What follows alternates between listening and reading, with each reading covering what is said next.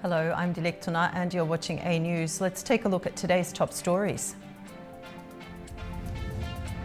The US continues its search for missing crew member from a downed jet as Iran offers reward for their capture. Tehran rejected a 48-hour ceasefire proposal from the United States. And NASA unveils first images of Earth from Artemis 2.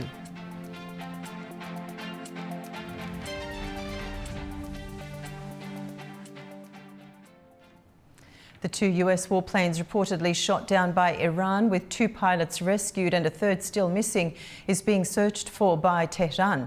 It's the first time that an American aircraft was downed in the Iran war, which broke out when the US and Israel attacked Tehran on the 28th of February.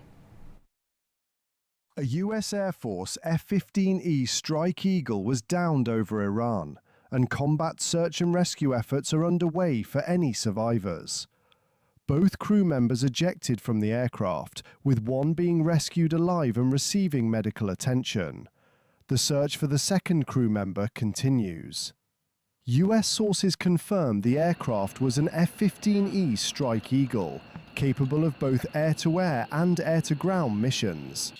The F-15 is typically crewed by a pilot and a weapons systems officer. Iranian security forces are also searching for the missing crew member, with officials urging citizens to find him alive. Rewards of up to $66,100 are being offered to those who help capture the airman. Meanwhile, Iran claims it has shot down an American A-10 Warthog that was part of the search and rescue mission for the first downed aircraft. The Warthog's pilot ejected over the Gulf and was subsequently rescued, CBS reports. Separately, the US says that 365 service members have been wounded in action since the start of the US-Israeli war with Iran. This incident marks the first time a US aircraft has been shot down over Iran during the conflict. Earlier in the war, 3 F-15s were accidentally shot down by Kuwaiti air defenses in a friendly fire incident. Iran has formally rejected a United States proposal for a 48-hour ceasefire. That's according to Fars news agency. The source said the proposal was made on Wednesday through another country, which was not named. The source added that Washington has stepped up its diplomatic efforts to secure a ceasefire, particularly after an Iranian strike targeted a US military forces depot on Kuwait's Bubiyan Island. The report mentioned that Iran's response to the offer was not given in writing, but through the continuation of attacks in the battlefield. There was no immediate comment or confirmation from the US. At least 13 people died and 95 people wounded from US-Israeli strikes on a bridge in Iran's northern Al-Borz province. The B1 bridge was under construction when it was struck in 2 waves of missile attacks on Thursday. Iranian officials rejected accusations that the bridge had been used for military purposes, saying it was not yet operational and had been due to open within 2 months. Meanwhile, Donald Trump warned that power plants could be targeted next.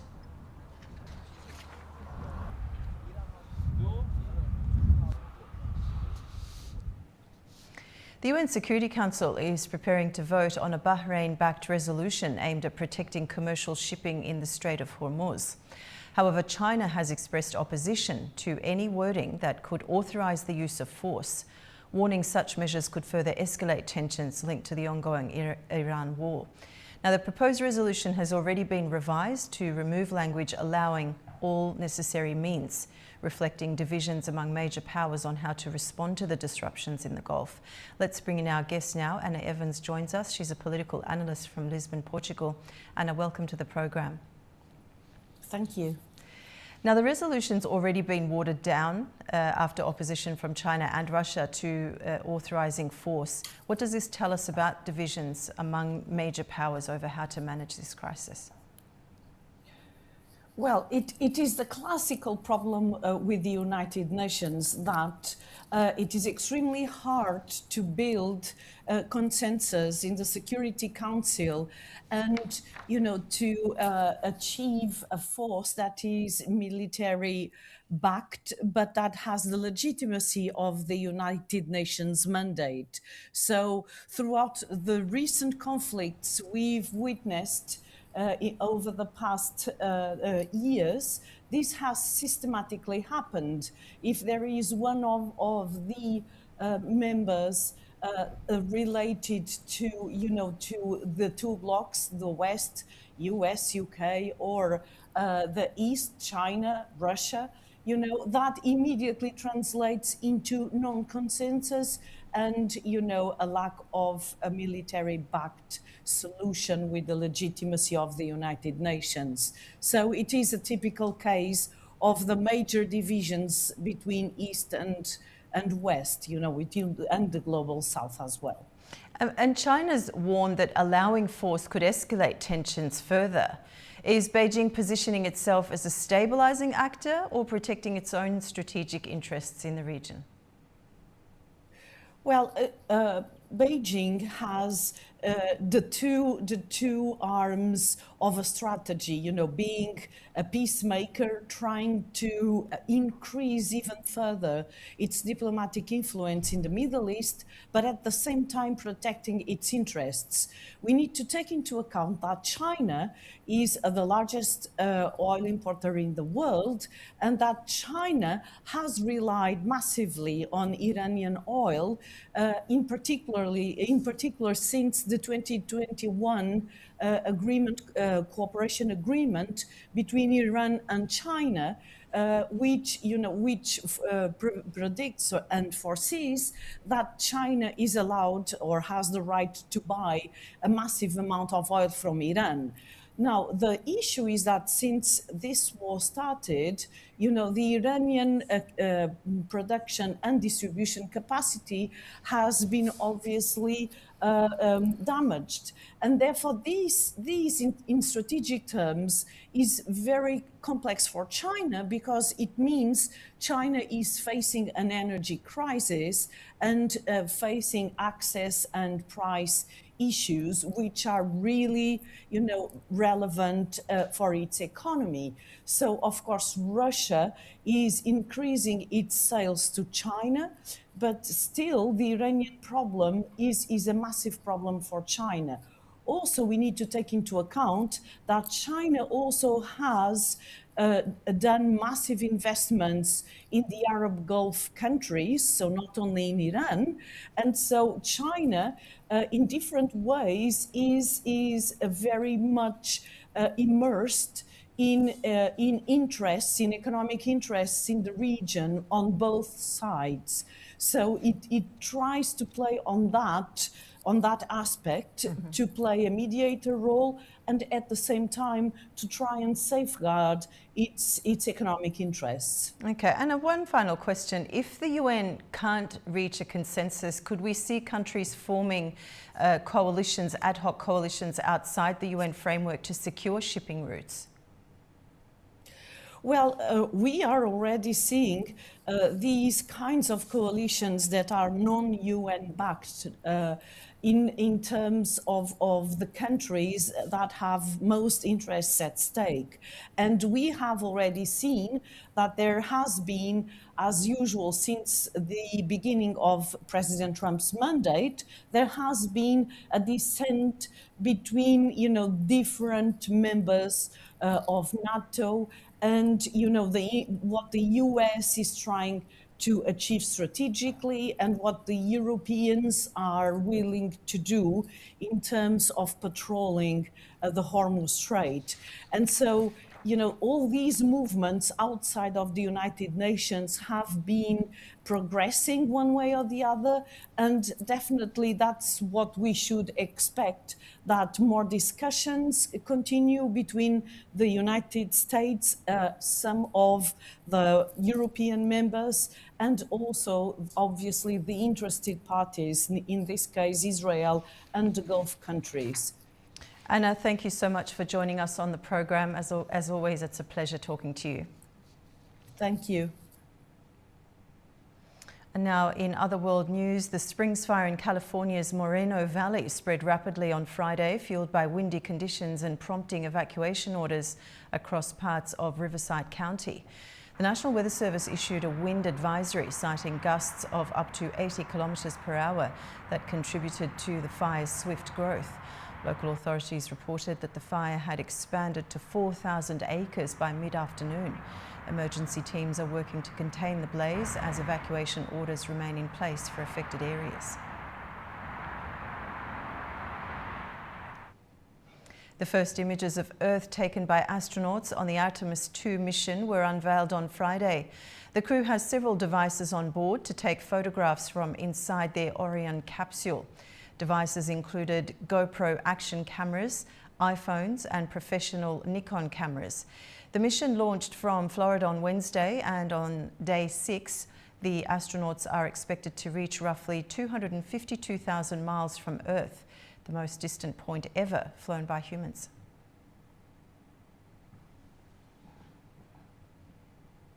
Middle East war risks causing fuel shortages around the world, with flights already being cancelled.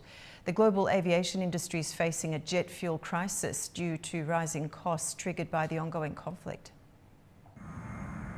Leading Chinese carriers, including Air China and China Southern Airlines, have announced that fuel surcharges for domestic routes will be raised starting April 5th. For routes of 800 kilometers or less, the fuel surcharge will be set at about $8. China's Hong Kong-based carrier Cathay Pacific has increased surcharges by 34%. American flyers still smarting from interminable airport security lines are about to get another shock. American Airlines expects an additional $400 million in costs for the first quarter. United Airlines is trimming unprofitable routes through to 2027. European airports face a looming shortage of jet fuel as the ripple effect of Iran's closure of the Strait of Hormuz to most oil shipments hits the continent. According to specialized publication Argus, European jet fuel prices hit a record $1,900 per metric ton on Thursday. London Heathrow and other UK airports are the most vulnerable, with fuel-caused flight cancellations already underway. Regional airline Skybus has ended one route due to fuel prices. Scandinavian Airlines also plans to cancel 1,000 flights in April. Air New Zealand has raised all fares and suspended its full-year profit guidance just weeks after issuing it, as the escalation of the conflict in the Middle East drives unprecedented volatility in global energy markets. Japan Airlines and All Nippon Airways are expected to raise fuel surcharges sharply on international flights from June. The ongoing US-Israel attacks on Iran and Tehran's retaliatory strikes across the Gulf region have triggered a shortage of liquefied petroleum gas globally because of the reduction of sea traffic through the key oil shipping route, the Strait of Hormuz. The closure of the sea route has sent global oil prices soaring. Now let's take a look at the major stories from the region.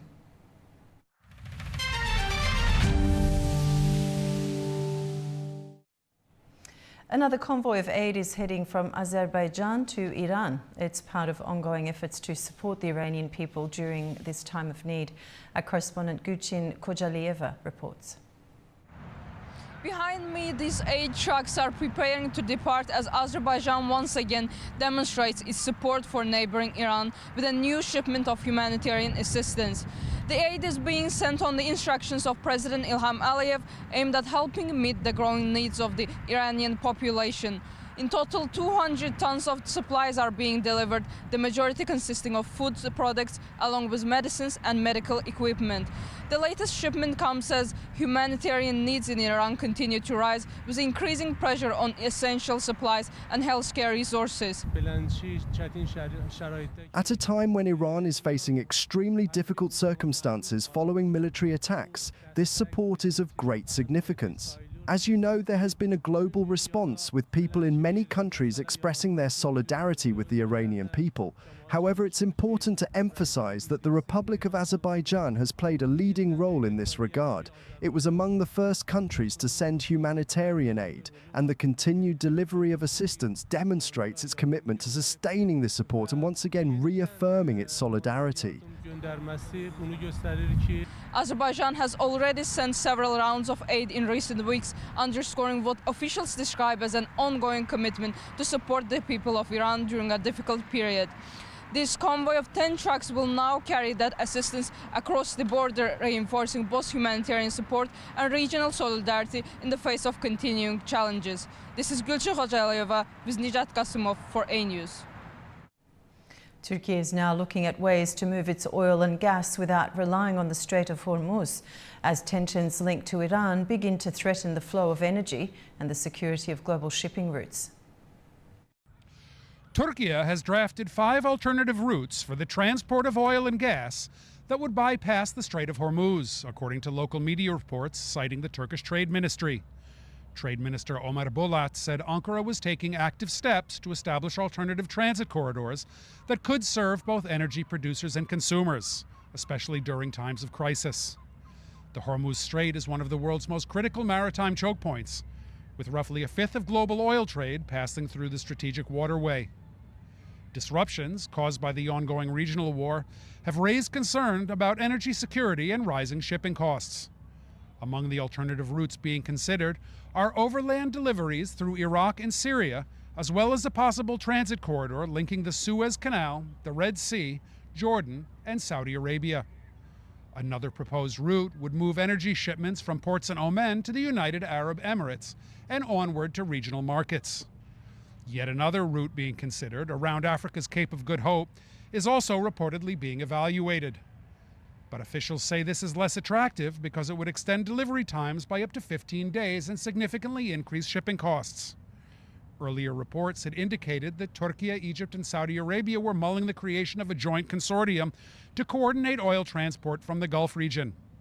In a related development, Turkish Foreign Minister Hakan Fidan attended a virtual meeting on Thursday devoted to the ongoing crisis in the Hormuz Strait. Representatives of more than 30 countries reportedly attended the meeting, which was organized by the United Kingdom.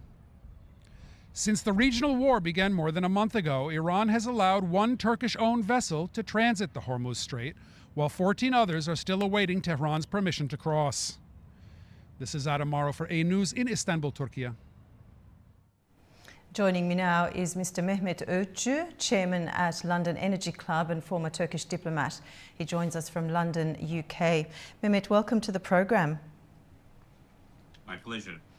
Now, Turkey is exploring multiple routes by bypassing the Strait of Hormuz. How realistic are these alternatives in the short term? Well, actually, it's not only for the needs of Turkey, because, as you know, Turkey imports around 900,000 barrels per day, and it receives mostly from Azerbaijan and also Russia, as well as many other countries. The key issue for Turkey is how to unlock the Strait of Hormuz. And in addition to that, because even you open the Strait of Hormuz when the hostilities cease tomorrow, the crisis will continue. Therefore, now everybody is looking for other options, alternative options, how you can get your LNG and oil and petrochemicals out of the Gulf. And of course, within the Gulf, there is the option, as you mentioned, from Saudi Arabia to Yanbu port in Red Sea, where also you have problems with Houthis. It's not a safe place. Then also from UAE to Fujairah, to the Gulf of Oman. But all of them put together, I don't think you can move more than 5 million barrels per day, whereas the production there is about 20 million barrels per day. So one other options they discuss is whether Iraq can use its pipeline via Turkey. There's a pipeline, but it goes from Kirkuk to Ceyhan. So the key issue is how you can get oil from Basra, where 80% of the Iraqi production take place, to Kirkuk. So you need the infrastructure for this. There's also plans for bringing oil via Syria to East Med, and then the Israeli option from the Red Sea to Haifa, bypassing Suez. And there are so many different options. But right now, I think in terms of providing security for moving oil and gas, Azerbaijan has an important role, although it's not going to replace the Gulf in terms of volumes, but it's a safe place, bringing oil to Ceyhan through Tbilisi, then also a TANAP pipeline going all the way to Southeast Europe. So we will continue looking for new options in the era ahead of us, because we learn our lesson that relying only on one strategic choke points like Strait of Hormuz is not going to work in the future. And I also want to forewarn that another strategic choke points will be critically important in the months and years ahead.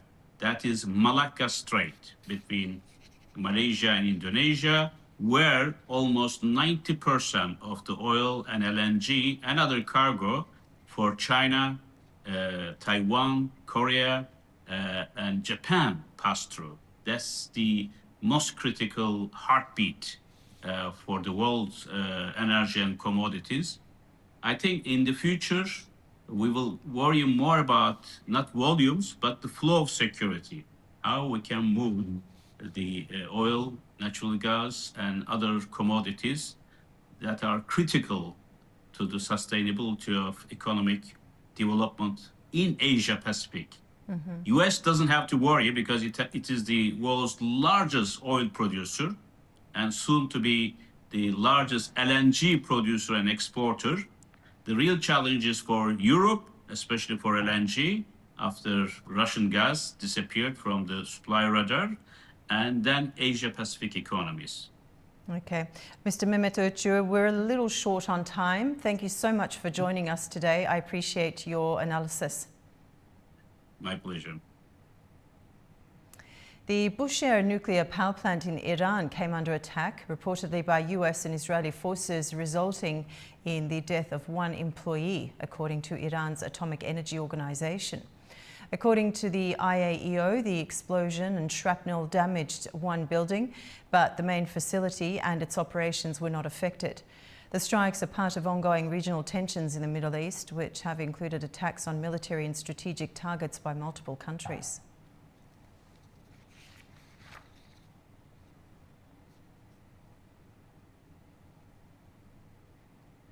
And in other regional news, landmines continue to pose a serious threat in Azerbaijan, endangering lives and slowing post-conflict recovery.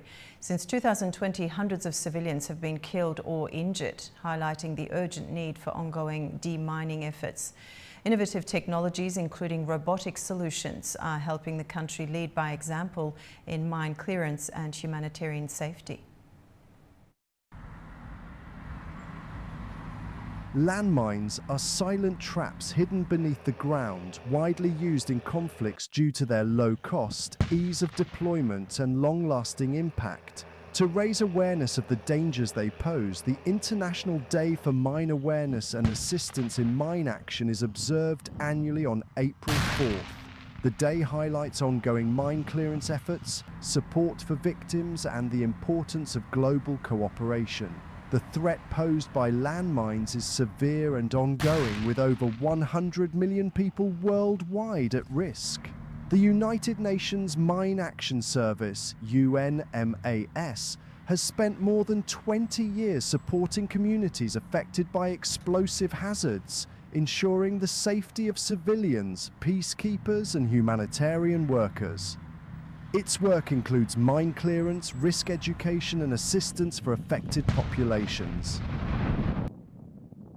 Every year, thousands of people fall victim to landmines. According to the UN, one person is killed or injured by a mine every hour, with children being particularly vulnerable. Mines continue to pose a danger to civilians long after conflicts have ended.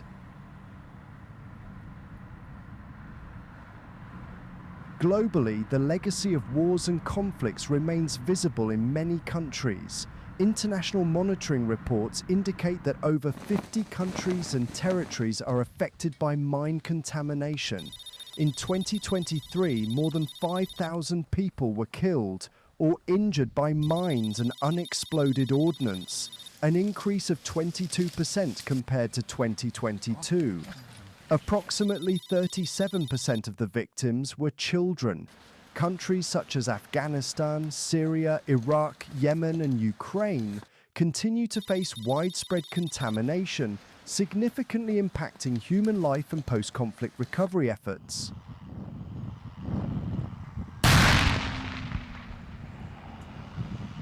Azerbaijan is also among the countries affected by mine hazards. Landmines left over from the occupation period continue to pose serious risks to human life and economic activity.